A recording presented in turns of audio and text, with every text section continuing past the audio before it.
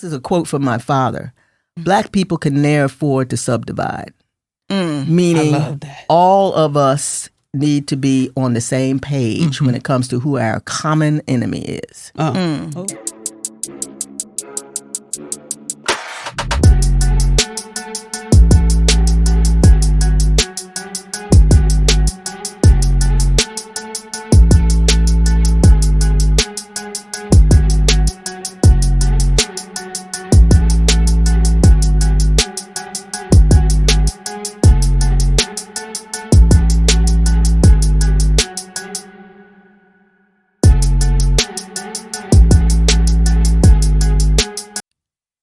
Get ready for an inspiring conversation with Miss Vicki Meek, a true titan in the arts world. This award-winning Dallas artist is nationally recognized with her powerful work featured in major collections like the African American Museum in Dallas and the Museum of Fine Arts Houston. From impactful public art commissions like the Dallas Convention Center Project to being named the 2021 Texas Artist of the Year, Ms. Vicki's influence is undeniable. She's a multidisciplinary artist. She's also a renowned cultural critic for Dallas Weekly's Art and Race Notes, an influential arts administrator for over 40 years, and a leader serving on the Dallas Arts and Culture Commission and the board of USECRA, Center for Creative Investigation in Costa Rica. Tune in as we explore her incredible journey and profound contributions to the art world. Welcome to the inaugural season of Making Black History Today. I'm your co-host, Liz. And I'm your co-host, Porter, and we're so excited to have none other than Miss Vicki Meek in the studio. Woo! Welcome, Miss Vicki. Well, thank you. All right. So happy to be with you. We're so glad that you're here.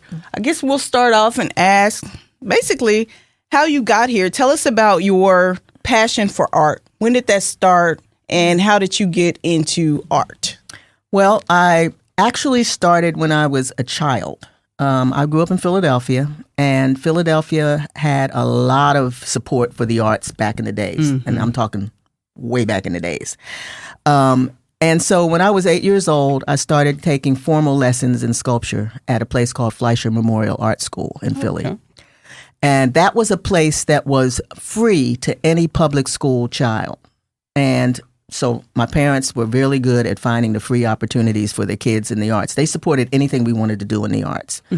And so I started taking sculpture at this school. And supposedly my mother said this, I announced to them when I came home from my first class, I am going to be an artist. And they said, okay, that's fine, you know. And from that point on, I never majored in art in high school because my parents felt like those programs were really weak. And they said, you're going to Fleischer, you don't need, whatever the public schools are offering in school. You don't need that. You do your Saturday classes at Fleischer.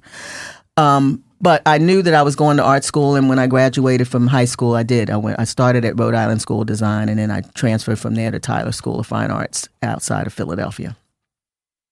On topic, but off topic. Why'd you choose Rhode Island? Well, interesting story. Thought it might be. I decided when I was in high school that I was going to not be a sculptor, but I was going to be a fashion designer. Okay. And so Rhode Island at that time, this was 1967, they had the best fashion program in the country. And so I went there and then found out that, in fact, I am not cut out to be unfashioned because I'm that personality. I just don't have that personality. So I transferred back to sculpture, but that school didn't have the best sculpture program. So that's why I transferred to Tyler, which did have an excellent sculpture program. Self-awareness at the early age is that's important. Well, that world was totally, at that time, and it's still pretty much the same, white gay men. There were no blacks anywhere. I did not see myself. Right. This was before any of the black designers were prominent or anything. So it was like I didn't see myself. And I am not the type of person who's going to go into a situation where there's nobody to support me. Right. Okay. And, to battle that. That's a battle that I didn't need. I understand. All right. So you decided to go to get your MFA at the University of Wisconsin. So how'd you get to another story? How'd you get to Wisconsin? I like to say that Wisconsin was probably the most horrifying experience in my life. It's the whitest state in every aspect. The snow, the white people, the program.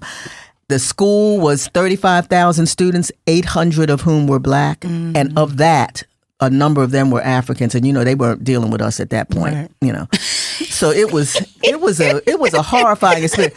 The only thing that I figured out I should have come out of that with was I married James Washington, and I met him there. Okay. So I met my only person I ever married there.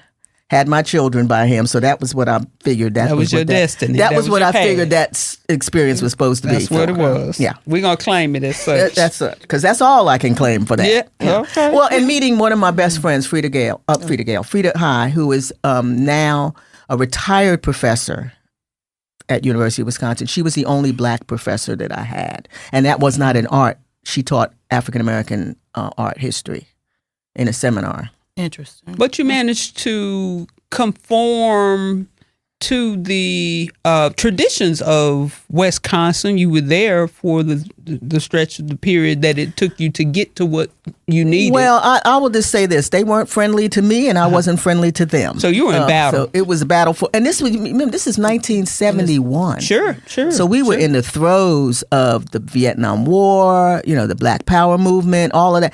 So that stuff was all. In fact, I chose Wisconsin because they used to be the hotbed of all kinds of radical politics. And I was like, oh, this is where I need to be. Because I came out of a family like that, But they had purged everybody after the bombing. They had a big bombing that the SDS did. And they purged the whole campus of all these people. So I get there, and they're back to doing fraternity and sorority, panty raids and all that kind of stuff. I'm like, what the stuff you were not interested in at all. Yeah. And the black population was, they got rid of all the radicals that were black, Sure. So it was a shock. Let's just put it that way. You really gotta want to be, as they say, you have to be intentional. You had to be intentional if I was going to get that degree, because they gave me just enough money to hang myself. Okay, not enough to really be comfortable so that I could do the work. I had to have 2 jobs while I was in graduate school. If it were not for my ex-husband, he had a marvelous fellowship. Woodrow Wilson. He had a Woodrow Wilson fellowship, and so they gave him money for his apartment. They gave him a stipend. He had all kind of money. I lived off of him. Yeah. So was he involved in the arts as well? No, well, he wasn't involved in school as an art. He was a poet. He was a fabulous poet, but that was not what he was there for. He was in journalism and PR. Okay, and he was one of the first blacks to actually get that degree. From University of Wisconsin-Madison, yeah. So how did your education shape your artistic practice? Well, I mean, it fortified the notion that I needed to be who I wanted to be, because I was constantly being challenged about what I wanted to do as an artist. And I was not one of those black people that was going to go in there and let the white people tell me what to do. And that was a problem, because they really wanted you, if you were going to be on their program, they wanted you to do what they wanted you to do. But luckily for me, because I grew up in a city that had a lot of black artists, my father ran a program out of Wharton Center that was full of professional black artists showing their works all the time. I had experience knowing that there was such a thing as a black artist who stuck to a black aesthetic. Okay. And I didn't have to, question that was valid. I did have to fight my way through graduate school because the professors, I never had a black professor in the art part of my program. I said, I had Frida in the art history part, but I never had a black professor. And I was in sculpture, which meant I never had a woman. The entire time I was in school. That's undergraduate and graduate. I never had a woman professor. Were they all white men? Mm-hmm. Yeah, and they all did what we used to call macho white man art, which was a lot of welding, and casting in bronze and all that kind of stuff. So it was a very lonely experience from that standpoint. But because my family was always my backbone, and then I had these other black artists who I had grown up around, who were also, people who I could look to and say, well, I could do this. I can do this. Right. I got through it, but it was a challenge. I left at one point and thought I was going to just give it up. And then my mama, because because it was the money. You know, I was Right. working 2 jobs. I was stressed. I was tired. I, could barely get the funds together to buy the materials that I needed to make the art. So I dropped out and went home. And my mother looked at me and she said, "So what's the problem now?" I said, "Well, I just can't. I can't keep doing this. I'm, working 2 jobs." She said, "So money's the problem, is what you're telling me." I said, "Yeah." She said, "You've never asked us for anything. You've always gotten full scholarships." She said, "How much money do you need?" And I told her. She wrote the check. She said, "Now you go back and tell them to kick your black ass. That's what you tell them." Oh, okay, Mama. I love it. So that was the end of that story. And I went back and I finished. I never did go back to get my diploma. I had to mail that to me because I said, "I'm not marching in your stupid graduation. Just give me my diploma." So that was my Wisconsin experience. Well, great segue into the next question. Who were your artistic influences or mentors? Is there someone that you... Oh, absolutely. Okay, go ahead. No, absolutely. My parents put Elizabeth Catlin in front of me when I was 8 years old. Okay. And I had the good fortune to meet her when I was in graduate school. And we became fast friends, and then she became my mentor. Awesome. So I was very fortunate. But then most of us were back then, because back then, most of the older black artists felt a real responsibility to the next generation. So they were available. I mean, like Romare Bearden, Jacob Lawrence, I met all of these people as artists. Wow. And they were gracious. I mean, they weren't like the artists that you have nowadays, who now may be a little bit standoffish and celebrity. Yeah. driven. Oh, yeah. Because most of these artists, they did not make it until they were old. I mean, Elizabeth didn't have her first real museum show till she was in her 70s. Wow. And Jacob Lawrence was one of the few that had that kind of, but he was a regular guy. I mean, really down to earth. So, a lot of it was that the times were such that black artists bonded no matter what age you were, and like I said, the older ones felt a responsibility which is why I do what I do. Right. Which is why I help out the next generation every chance I get. Right. I've actually heard you push the call to picking up the speed on pulling the next generation up to the level and taking them under tutelage and making sure that they're managed through those hard times and those rough patches that artists obviously suffer through. The time period that we're speaking of, what years are we talking about? We're talking the 1960s. Okay. So you're in the middle, you're in Wisconsin in the middle of... Well, no, Wisconsin was 71 to 73. Oh, but still, there's a movement afoot. Black arts movement was strong. In the United States. Globally, but let's just keep it central. What is the typical day on the campus like for you during this time period? When I wasn't falling in the snow, busting my head because of that. Oh, God, that place. Anyway, So it brings back worse horrible known memories. than Philadelphia? Oh, my God, yes. Philadelphia was never, I never had severe weather in Philadelphia. Like that? Like, Oh, no. you're more... We're talking 4 and 5 foot of snow. Oh, yeah. Wow. Okay. Yeah. So that you literally had to climb a snow mountain to get across the street. I'd never seen anything like this. And it was, one morning I woke up and they said, the weatherman said, and the temperature with the wind chill factor is 75 below zero. And I looked at James and I said, why are we going out in this? Right. Now, he was from Chicago, so Well, he's adjusted. He And was off like, the water. there ain't no big deal. I was just like, I couldn't breathe. I literally couldn't breathe. That air was so cold.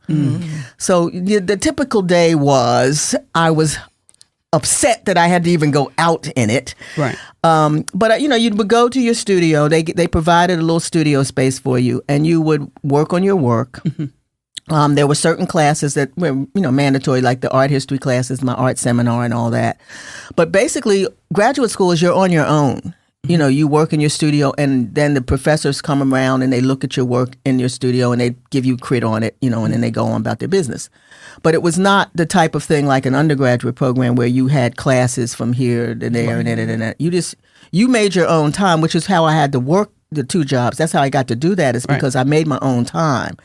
But most of that time I was spent working, trying to make some money. So what is the climate on the campus like for you guys? I mean, I won't say it was hostile in terms of the campus because nobody really paid that much attention to us. We were in such a minority. Right. Yeah. And they had the Black House. You know, everybody had, every white campus had their African-American house where, you know, people gathered and you did stuff. And they would sponsor events and stuff. So there would be something for us to do. So you at least had a place that focused on your culture and your uplift and all of the things that are important. Yeah. And Frida, this friend of mine that was running this seminar, she made a point of taking her students to places. Like we went to Chicago. That's where I met the members of AfriCOBRA.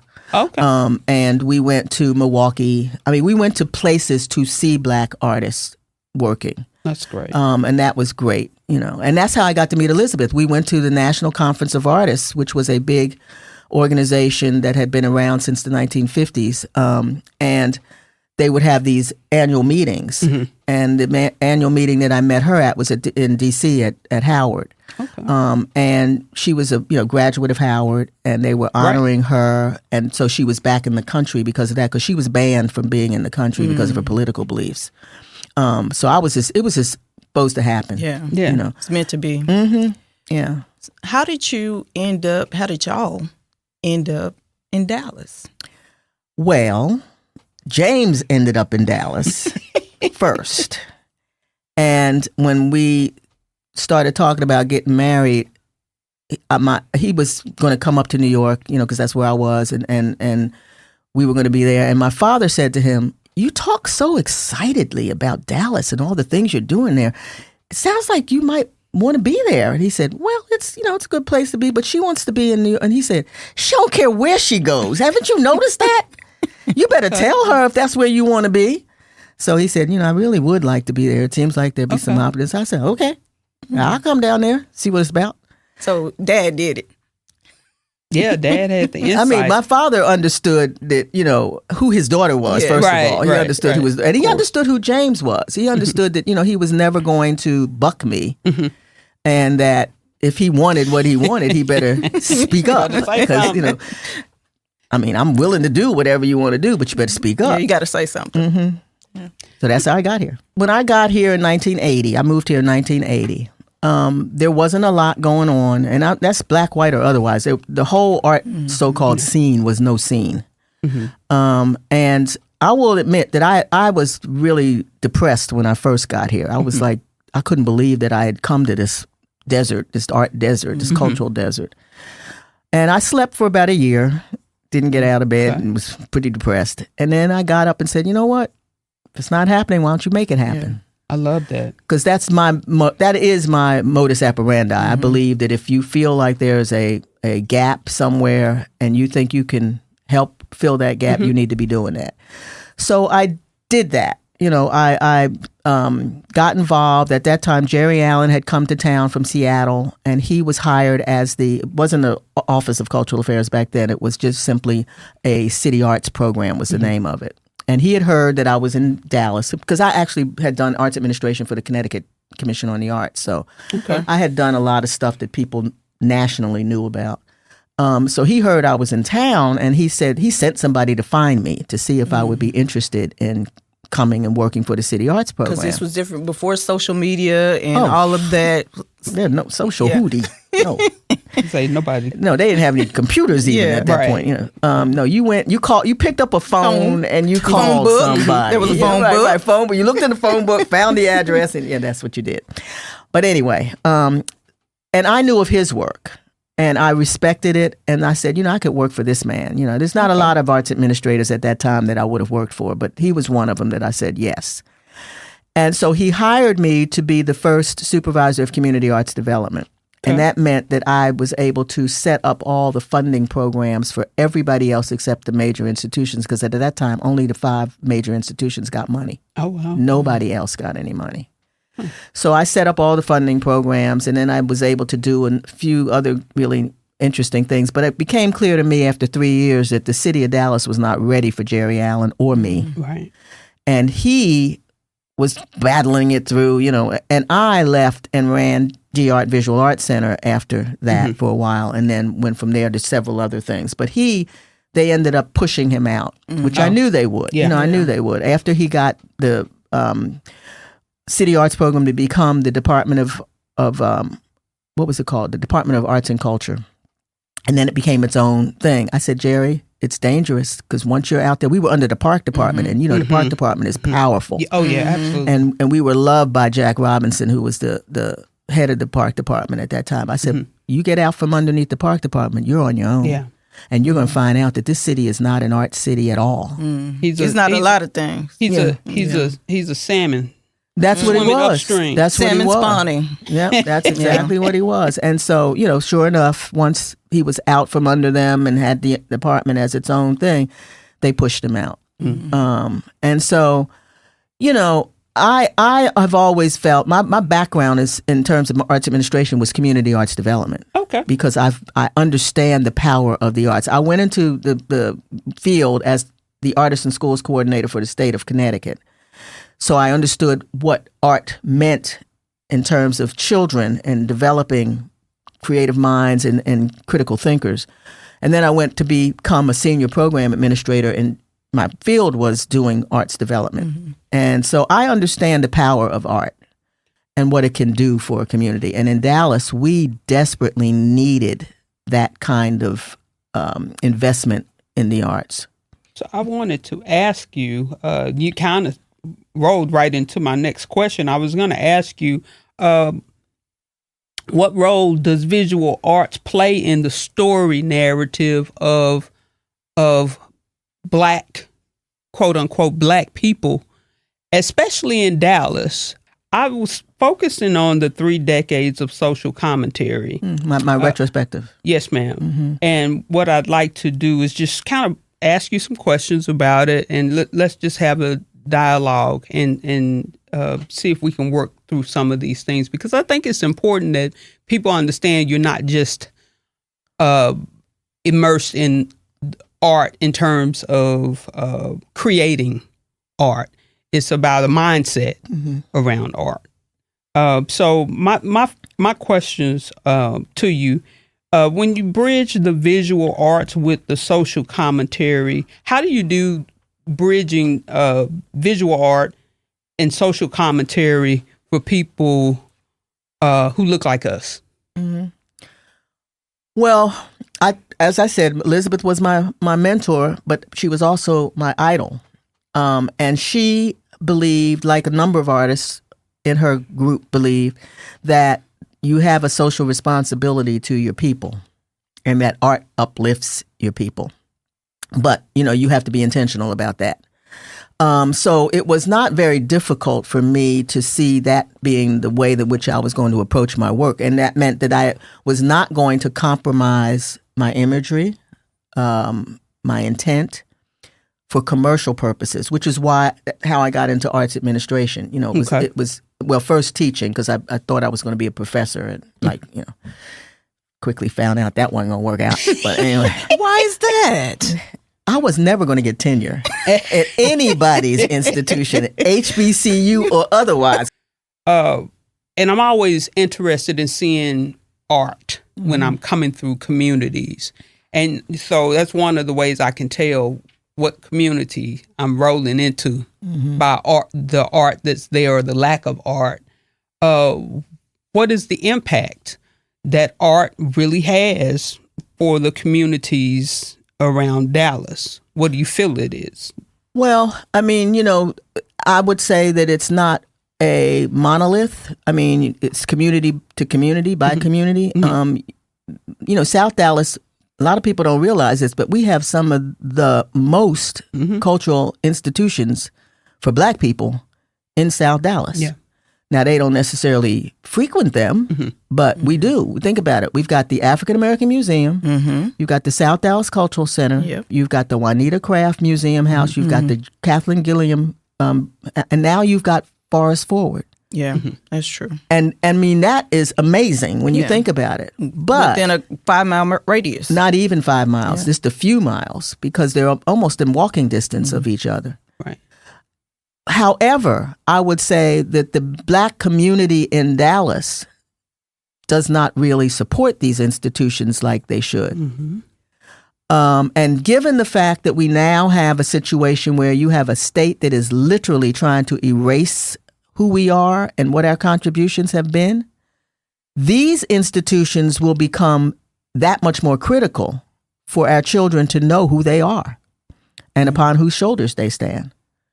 So, I feel like we have all the things we need. Right. We just need an awareness of these things will only exist if you support them. Mm-hmm. Right. Because I used to tell people all the time that would complain to me about the African American community. I said, "Are you a member?" "No." "Well, then shut the fuck up." That's what I tell them. Just that. I can talk about them because I've been a member since they've been in existence. Right. But if you're not a member of something, don't criticize. Don't come to me with a criticism about it if you have not put your money in there to support it. Many of your installations, like Stony the Road We Trod, A Shrine to Black America, and The Crying Room, a memorial to the ancestors, are described as healing spaces. Can you tell us about the intention behind creating these types of environments for viewers? Yeah, I heard, I read a statement by, and I can't remember her name now, but she was the first Black bishop in the Episcopalian church, and I can't remember her name. That's who I said I wanted to meet. Polly Murray? Yes. Yes. She's the one person I wanted to meet, dead or alive. Okay. Well, there you go. She actually said that. Well, there you have it. See how it happened? But she said she was at some sort of gathering of Black sociologists and social workers and psychologists, a whole bunch of Black people dealing with folks who have issues. And she said that the conference was full of conversations that were deep and this, that, and the other. She said, but what she really wondered where was the crying room. Mm-hmm. Because some of the stuff that they were talking about, she said, literally, we needed to just have a space where we could go and just cry. Wow. And that's where I got the title for the crying room in memory of the ancestors for the installation that I did in the early 90s.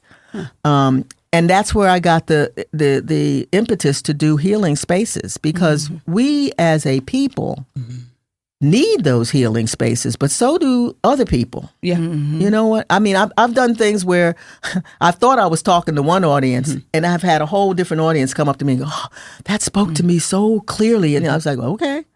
I mean, everybody's got their own trauma. Yeah, exactly. And in America, we've had so many victims of every kind of ism, in this country, that so many other people can feel. I mean, we may have had a particular type of oppression, but let's face it, the white male in America is all that ever mattered. I mean, people don't understand that's what the Constitution was made for. Yeah. It was not made for anybody else but them. Directive. But rich white men, not even poor white men. Landowners. Landowners, that's it. Not trailer So owners. now we're back to that. We don't even understand we're back to that. The amendments that were made to try to counteract that, where they're trying to undo those. But that's the thing, is that you have to, I see my work as being both something that I want to say, but also something that I want to see happen when a person sees it. So if you come out of my installation and you have not been fazed at all, I have not done my job. Right. And I don't care if you hate it, but you got to have an emotion about it. Feel something. You gotta feel, whatever because the work is meant to evoke emotions. So you stand at the end of your exhibits and hand out hugs to people? No. I ain't hugging nobody. I didn't say it's a kumbaya moment. Well, I feel honored because I got a hug today. So some people will get hugs, but others will get a kick in the back. To protect your aura, you got to protect that. So how do you it's just not meant to make everybody happy. But it's meant to make everybody think. Yeah. That's right. So I was going to ask you about how your art reflects community activism. Well, I don't know about that. Well, talk to me. Well, because I'm an activist, yes, but I'm not necessarily making art as an activist. Okay. I'm making art to have a conversation. I definitely want to have a conversation with every piece I make. And so if it sparks activism, then that's it's so great. be it. But I'm not using the art as a tool for my activism. You know, they're sometimes one and the same, but most times not. Okay. But they are definitely being the work is definitely being used to move people's minds to a whole different place and to make them think about some things they might not have thought about, like the show that I did on Black women's obsession with white femininity. That was specifically done to make Black women realize where they were embracing things that were actually counter to their well-being. Mm-hmm. You know, their minds were being programmed to hate themselves. Like what? Well, I mean, everything from the hair to the skin color to the makeup to the putting stuff in your booty. With I'm just like all of it. I mean, all of it was. It's all being engineered to get you to not think you're enough. Mm-hmm. And so, I had a piece in there that was called, "If You Can't Be Black and Beautiful in Africa, Where the Hell Can You Be?" Mm. Because when I was there and I was watching these African women with these European wigs and lightening their skin and all that, it made me sick. Yeah. And that was, Ghana had to outlaw skin lightening because it actually was causing a healthcare. Yeah. It was causing a healthcare crisis in the country. Yeah. But it's everywhere. It's not just Ghana. It's everywhere. But what do you say about Ms. Vicki? What do you say about the Black women trying to satisfy their male counterparts? Well, then you're already in trouble if you're starting to. I mean, my thing is if you're trying to satisfy anybody but yourself, you're in trouble. Okay. Because I believe that self-love is the only thing that can be the foundation for loving other people. I love my Black people so much because I love myself a whole lot. Well, and have never not loved myself. I was at the beauty supply yesterday, and I looked around at all of the hair. So when we talk about the health crisis and we look at the chemicals that they're putting in, and to each its own, hey, everybody, do you. But when you look at the chemicals that are put into the artificial hair and the stuff that we're putting into our bodies, like you talked about the injections in the butts where people have actually lost their lives. Allegedly. They've lost their lives trying to alter themselves for somebody else when authenticity will do. Authenticity will do.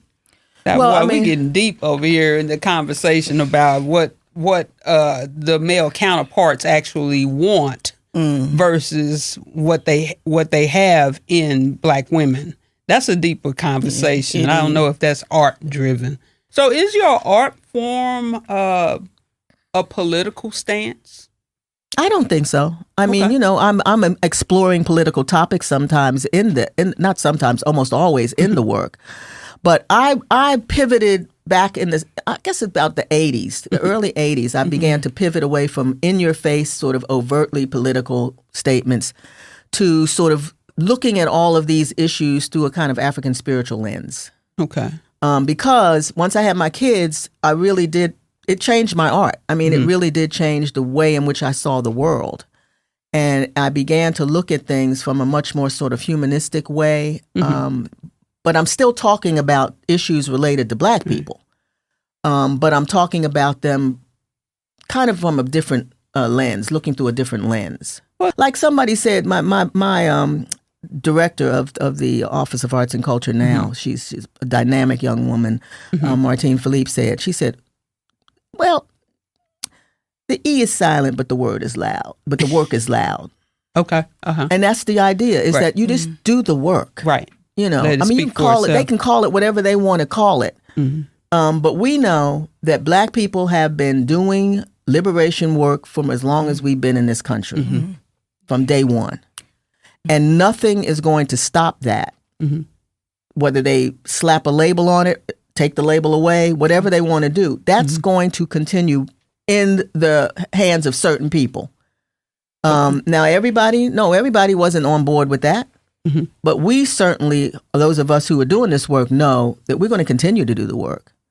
And, as long as we're training people who understand that this is going to be thankless work in many cases, and not only thankless from the standpoint of, Black people, but white people are definitely not going to like what you're doing if this is what your goal is.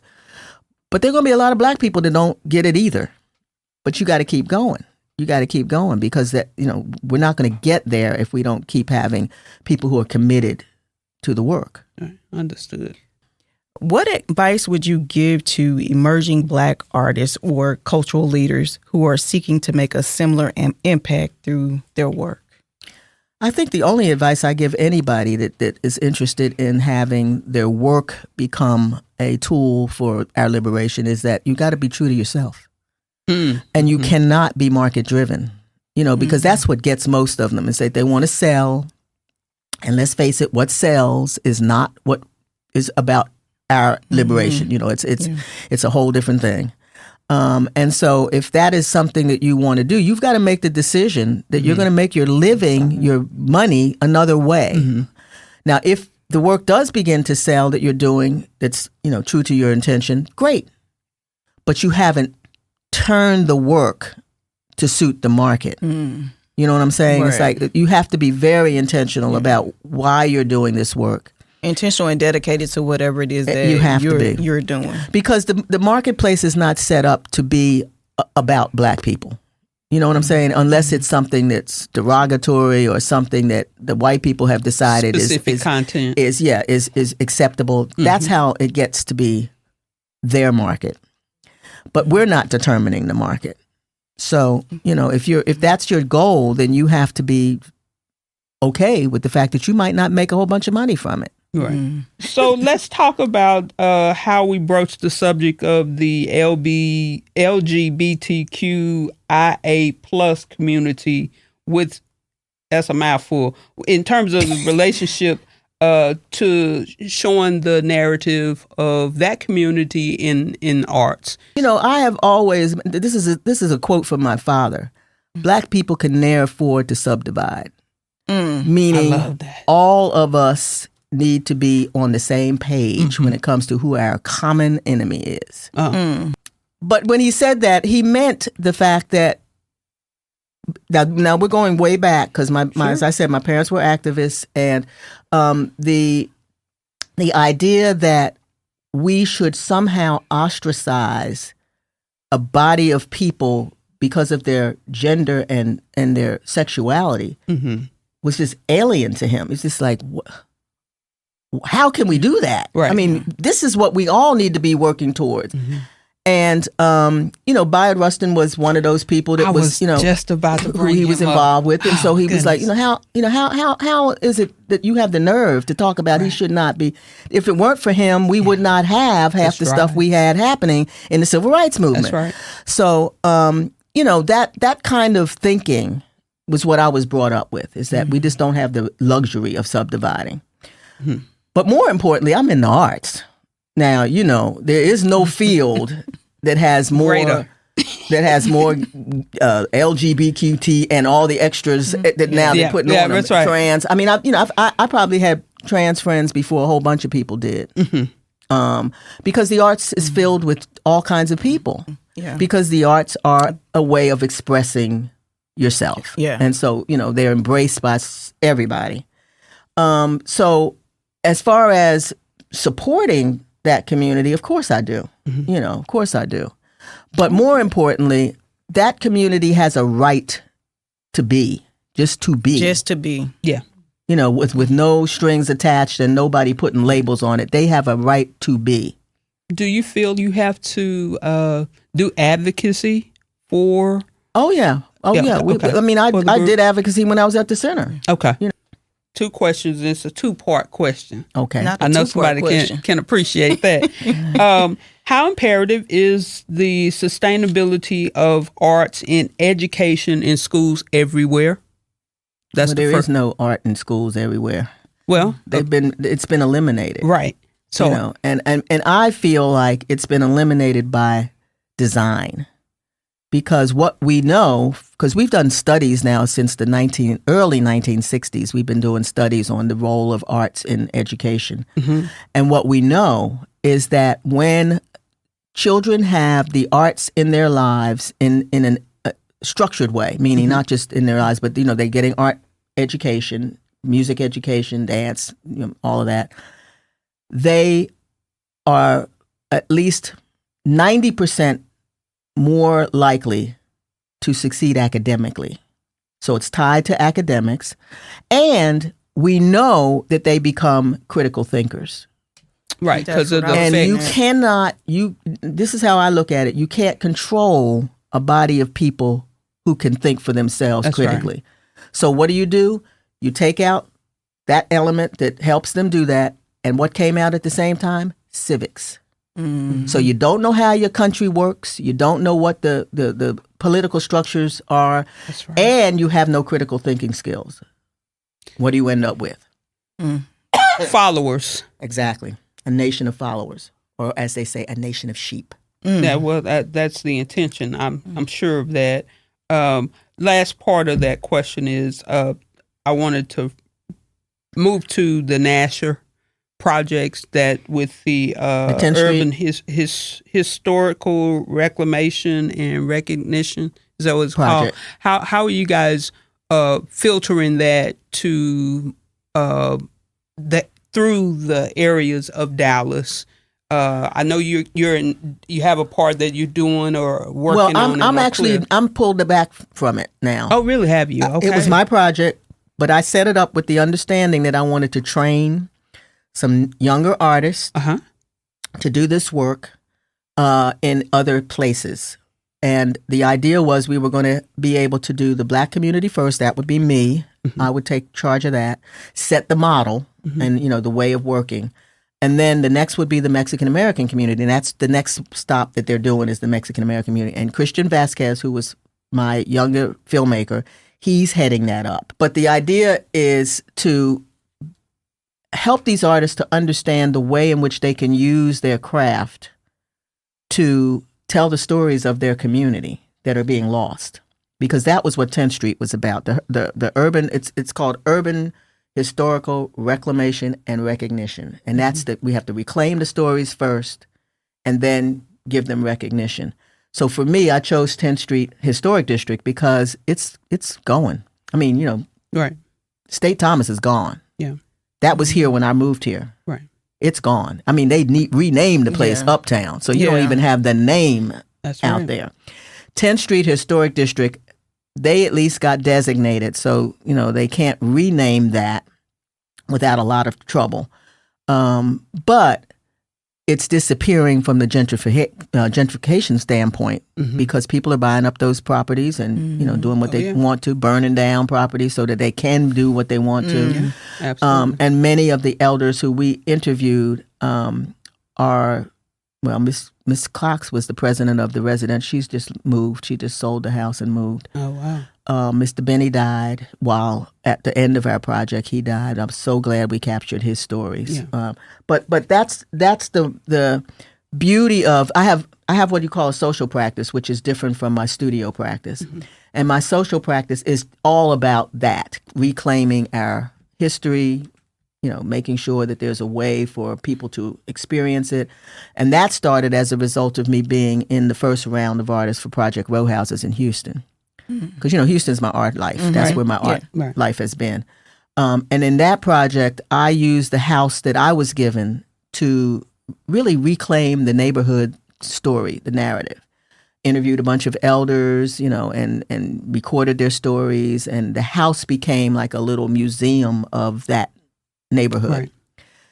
And that started me on this whole idea of when I'm doing my social practice, it's about connecting to the community directly and then finding out what that community wants in the way of a project.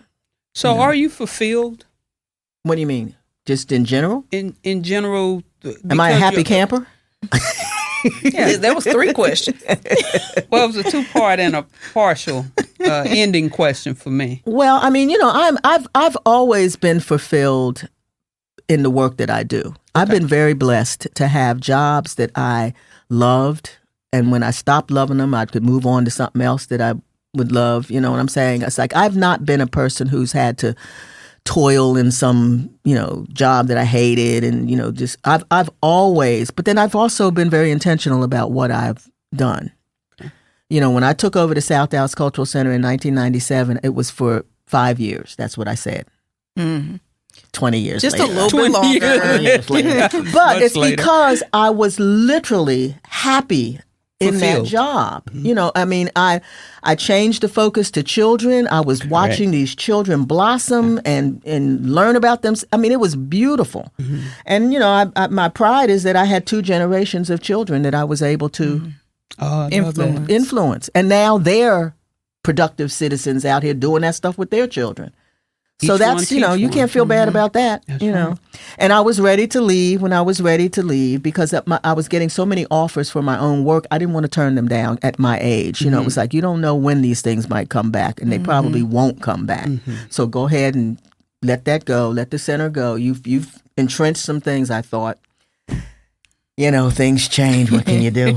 Well, that's a great segue into what I was going to ask. So you talked about your social project, social practice, and connecting to community.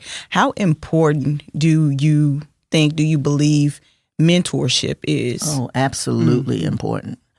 I mean, I wouldn't be where I am if I weren't mentored by some fabulous, not just Black artists, but people, Right.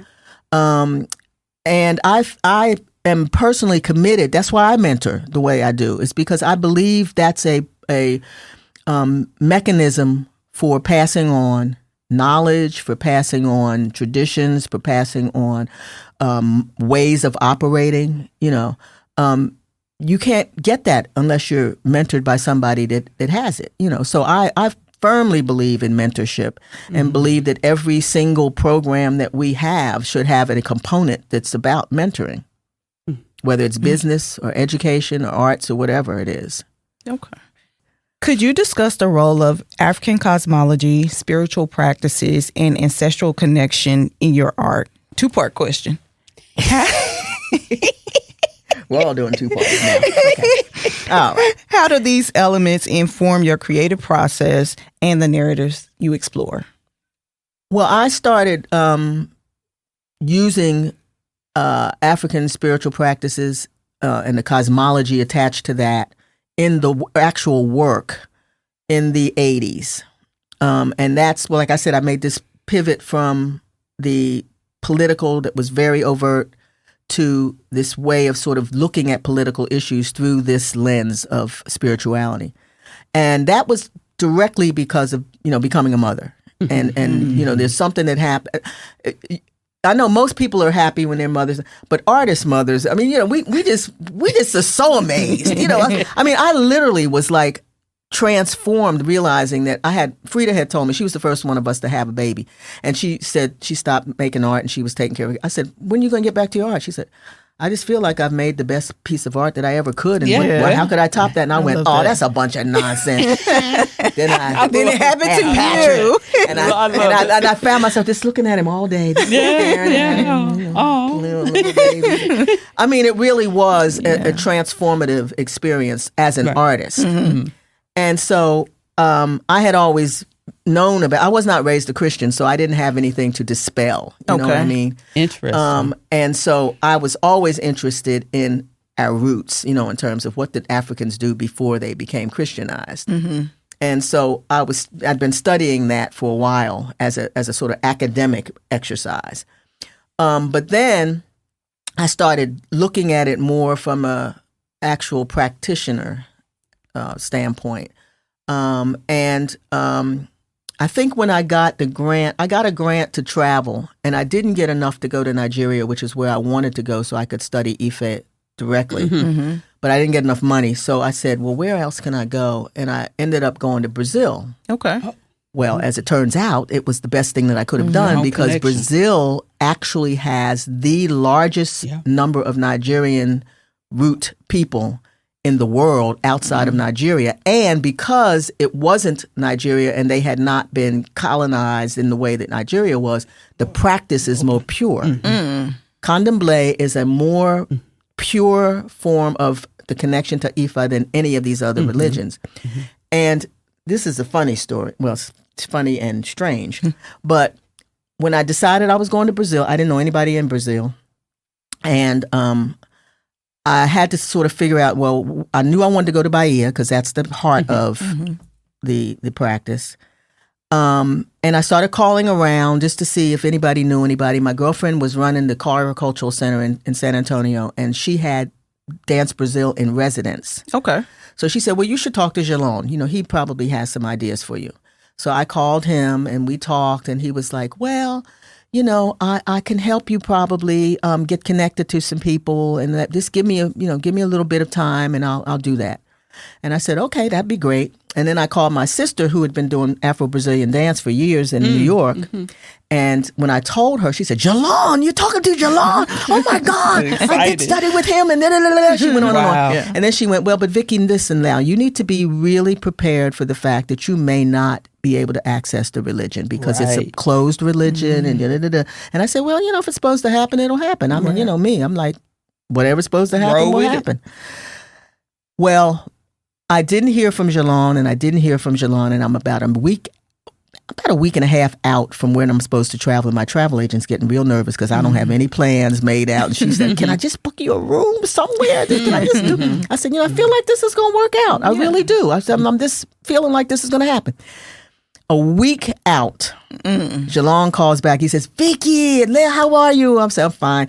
I said, I think I have something for you, but you have to approve of it because, you may not.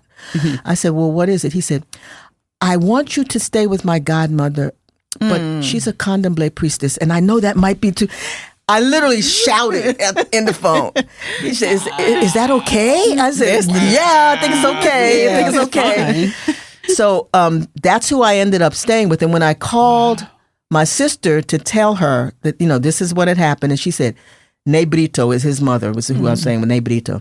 She said, Nay, oh my God. She knew all these, because Nay had danced in New York all that time, and then he was back in Brazil. Okay. It was the most amazing experience. I mean, I literally experienced everything because I was looking at African funerary practices at that time. Okay. I came to the house. Now, I didn't know these people. I'd never met these people, but I felt like I'd known them forever, when I met them. Ancestral connection. Yeah. And his mother, who spoke no English, and I spoke at that time no Portuguese, she asked Nay, when I came through the door and we hugged and what have you, she said, ask her if she wants to attend a funeral. And Nay went, why would she don't know that person. Why would she want to go? So he said, she said, ask her. You manifested all of that. I mean, he asked me and I went, absolutely. Yeah. Really? Oh, you rolling. So, I mean, from that day forth, everything that happened to me in that time period, I was there for like almost 2 weeks. Everything, all of it was opened up to me, Very cerebral, just everything. So by that time, I knew what I knew what I was looking at, and I understood that this was happening for a reason, and the work had not yet totally morphed into that. But by the time I got back, it had. It was clear to me that I needed to do that. To make this work come through that lens. I love it. So beautiful story. It is. Yeah. I was trying to. I thought I wrote down that quote, but now I can't read my own writing. The quote that you're a man in touch with. Oh, my father. Yeah. My father's quote was, black people can ne'er afford to subdivide. Yeah. And I had somewhere I was going with that, but I lost it. Early menopause. Daddy was progressive. He was. That's where I was going with it. That's where I was going with it. So. Yeah, I have to retrack. Now, I said she had 3 questions. I got 3 just from what you just said. This is how it always works out. Okay. I get it. Ne'er afford to subdivide, and not coming from a Christian background in the what years? You The weren't 50s. raised? Yeah. So your parents were... My parents were radical. That's the word I'm looking for. No, they were not progressive. Yeah. They were radical. Yeah. In fact, they were blacklisted during the McCarthy era. So we had some really harrowing experiences as a child growing up. I remember the surveillance. I mean, I had my mother's. I think I told. I don't forget who was. Sharon, I think you were at the exhibition. My exhibition that I just finished in January. I actually originally thought I was going to take my mother's FBI file and use that as a basis for a conversation. But as I was reading and I was just getting angry and angry. And so I couldn't, you know, it was like I couldn't make art from that. Yeah. I'm still waiting for my father's, which is 1,500 pages. Hers was 500 pages. I think that would be dope. No, I don't. You think so? You think so? But no, if it's your parent, you wouldn't think so. Yeah, because it's history. But that's also a personal. Deep dive into everything that these people. I mean, it wasn't just a deep dive. I lived that. Yeah, we're not talking about stuff I didn't watch. I watched my mother crying her eyes out when her sister disowned her because she was afraid to be attached to her. I watched what happened when friends left them because of the same thing. You know, they were really struggling and couldn't get jobs. Because, you know, when you were blacklisted, you couldn't get a job. Yeah, right. That's and they were both, you know, well-educated, you know, people. My father had to drive a cab and do some other things. Were they from Philly? My mother was a native Philadelphia. My father was from Springfield, Illinois. Okay. So, but he'd been living in Philly for, you know, most of his adult life. Yeah. So yeah, no, these it was great history, but very painful to read. But to know your parents were, and you know, I almost asked that question earlier with the activism component of it, because clearly you get that from your parents, and my father got it from his parents. My grandparents were some of the first people to start the NAACP, because that race riot in Springfield, Illinois, in 1911 was when that all started happening. I'm going to show you something, and I just want to take a moment to show you something that I brought in that I almost put on my head today. And I told her don't wear it because it didn't match. I told her not to put it on because it didn't match. But see the connection? Yeah. That's where I'm going with it. That's something. Nowadays it's a whole different thing. There you go. See, all of that. And got a connection to both. All of that. Yeah. No, absolutely. Yes. So. Wow. All right. So my last question. This is the Making Black History Today podcast. What does Making Black History Today mean to you? First of all, I have to say I love the title, because I used to tell the children at the South Dallas Cultural Center when they were in the summer program that, you know, you are responsible for your family's history, and everybody has history.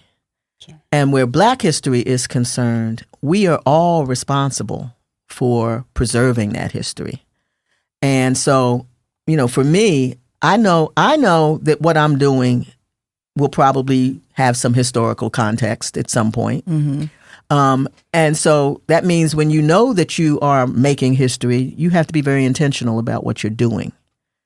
And that has often guided me in terms of making decisions that I feel are only to the benefit of our Black people, because I know that I'm responsible for my people. Yeah. You know, so yes, Black history is yesterday, today, and tomorrow. Well, we are so grateful and happy that you joined us in the studio today. Great. Yeah. Thank you so much for the conversation. And for those of you who would do us a solid, as the young folks are saying today, please subscribe to the show. Help us out here. Subscribe, Thank you so much. follow, and also make sure you go to what gallery? Tally Dunn Gallery, 5020 Tracy Street in Dallas, for my work. Yes. And not just my work, but Tally is the only gallerist in town that has Cedric Huckabee, Letitia Huckabee, me, Leonardo Drew. I mean, we are all established Black artists, and she's been very, very supportive of us. It's a great studio. It is. We went. It's a great, what was the name of the installation you had there? I'm trying to remember. It seemed like it was a couple of years ago. I was going to say when. Are you talking about the exhibition? Yeah. That's the exhibition that I did, the Black women. That was the one. With the hair. Yeah. I couldn't think of the name of it. I want to reiterate. At what point did we disappear? Yeah. Black women's obsession with white femininity. Yeah. Ooh, and you know what was interesting about, and we can be off camera. No, we're fine. You know, Go ahead. What was interesting about that is that I had Asian women, I had Mexican American women. A host of different ethnicities tell me that stuff resonated with them. Yeah. Because of course, any place that's been colonized has had the exact same situation happen. Yeah. They've been made to feel less than. But the way it's treated makes a difference. You were talking about the nation in Africa stepping up and saying, "No, we just won't have this product available here for you ladies to." But they ain't get rid of them wigs. No. Well, wigs, weave, Well, needles. right. Now that's a strange subject. Hey, everything's not for everybody. Oh, We'll my. just say it like that. Thank you for your time with us today. Oh, I've we had greatly appreciate you. Thank you. You literally have such a wide variety of impact and so many things here in the city. We really appreciate what you do, and I know you don't get to hear that all the time. Well, thank you. I always like hearing it from my own people. Yeah. Again, thank you so much. And thank you all for listening. Check us out in 2 weeks.